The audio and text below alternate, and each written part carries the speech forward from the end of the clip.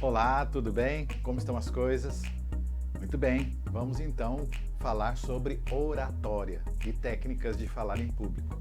Eu acredito que esse seja um assunto muito pertinente e nós precisamos tratar com muito carinho esse assunto. Como professor, eu tenho observado que muitos alunos meus, e de uma maneira geral lá da escola, eles têm dificuldade de falar em público, têm medo, eles têm receio, eles falam errado, e isso tem trazido uma série de dificuldades. Por que existe essa preocupação? Porque, na verdade, quando você fala errado, quando você pronuncia de forma incorreta, quando você usa muita gíria, isso acaba desgastando e perdendo a audiência. Essa é a verdade. E não é bom. Eu também, como gestor de pessoas, eu não gosto de entrevistar pessoas que falam errado, pessoas que trazem dificuldade. Vou te dar 2 exemplos. Há um tempo atrás eu queria fazer um curso de vendas pela internet. Eu ainda estou tentando, estou fazendo algumas coisas nesse sentido, mas o primeiro curso que eu comprei, o professor ele falava tão errado, mas tão errado, que na terceira aula eu desisti. Eu não aguentava ouvir. A gente fizemos, eu estava fazendo aquilo, sabe como é que é? Tá ligado? Então, usando uma linguagem muito coloquial e totalmente errada. Erros de concordância, e isso realmente é ruim. Para os meus ouvidos, isso aí é um veneno. E uma outra situação que eu achei interessante, resolvi comprar um outro curso e eu até apelidei o meu professor de The Flash. Por quê? Porque ele falava rápido demais. Ele falava e se você não prestasse atenção, em outras palavras, se você piscasse, você perdia tudo que ele tinha falado. Você não conseguia entender nada. E aí era muito complicado, eu desisti. E eu tenho me preocupado com isso ao longo dos anos. Realmente eu já tive muitas turmas muito interessantes, turmas que tiveram um bom aproveitamento e a partir daí eu comecei a trabalhar essa questão da oratória. Mas o primeiro tópico que eu gostaria de discutir com você nesse vídeo é a questão do medo, o medo de falar em público. Todo mundo tem medo? Com certeza. Alguns têm medo de barata, outros têm medo de escuro, outros têm medo de águas profundas ou escuras, mas eu diria para você com certeza, a maioria das pessoas tem medo de falar em público, de se apresentar em público. É mais ou menos como está nesse vídeo que eu vou te mostrar. Assiste ele e depois você reflete comigo. Presta atenção.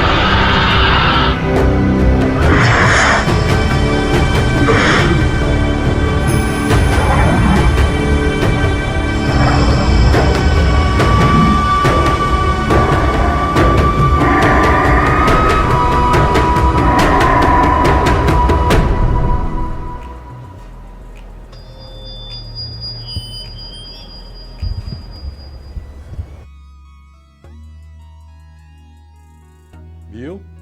Você percebeu que, na verdade, é uma questão de enfrentarmos esse medo e, a partir daí, dominarmos esse medo. A minha proposta é dominar esse medo, é dar algumas dicas para que você possa dominar o medo. Entre outras questões, O mais importante hoje é nós entendermos que é a nossa respiração que é fundamental. A respiração, ela é talvez a base de todo o nosso processo de oratória. Nós vamos falar sobre isso. Mas eu quero fazer o seguinte, como dinâmica do nosso trabalho, das nossas atividades, dos nossos vídeos, eu vou fazer muitas leituras. Então eu vou colocar, por exemplo, texto na tela para você acompanhar.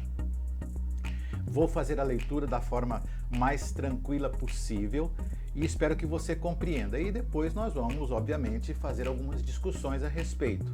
É muito importante que você se lembre que na medida em que desenvolvemos essa trama toda de técnicas e de tirar o medo, é preciso que você exercite. Então a primeira coisa que você precisa saber é que a leitura é absolutamente fundamental em todos os aspectos.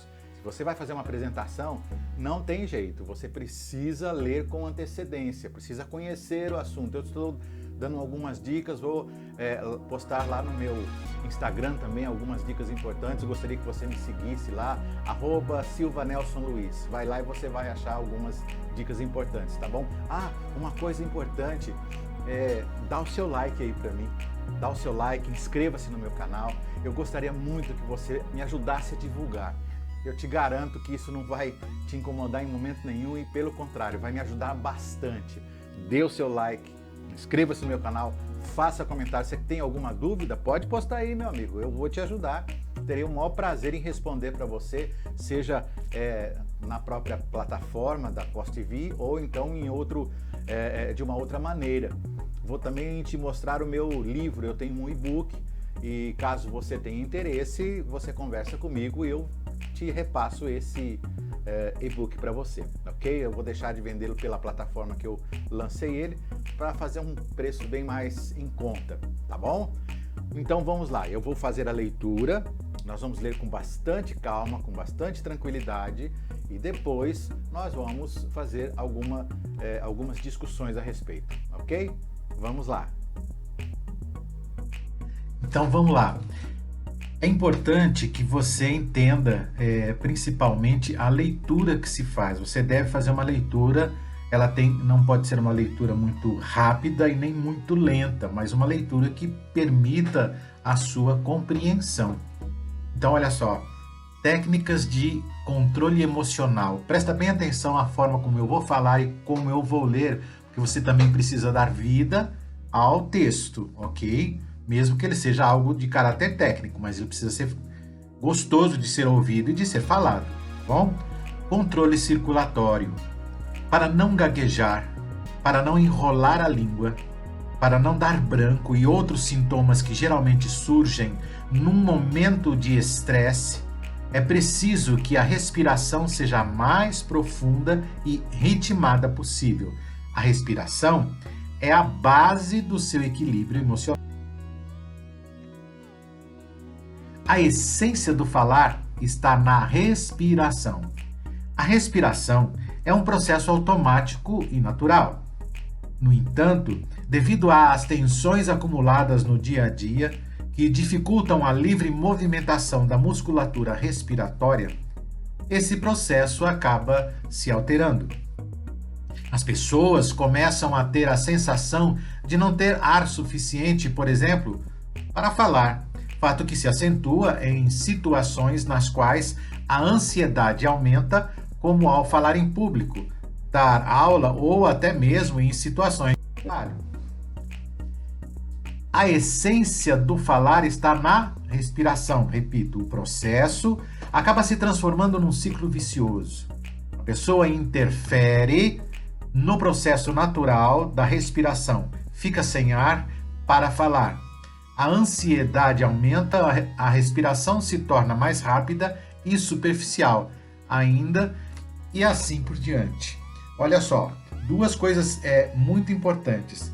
Você vai perceber que a palavra interfere tem um E a mais, e isso é proposital, para ver se quando você lê, você não cometa o erro de ler aquela letra que está a mais. Isso é um detalhe, tá?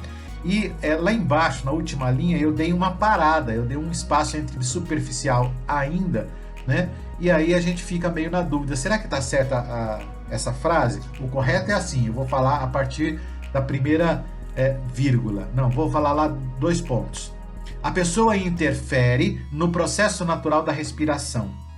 Fica sem ar para falar, a ansiedade aumenta, a respiração se torna mais rápida e superficial ainda, e assim por diante. Você percebeu como o texto ficou diferente? Então é isso que eu quero que você observe.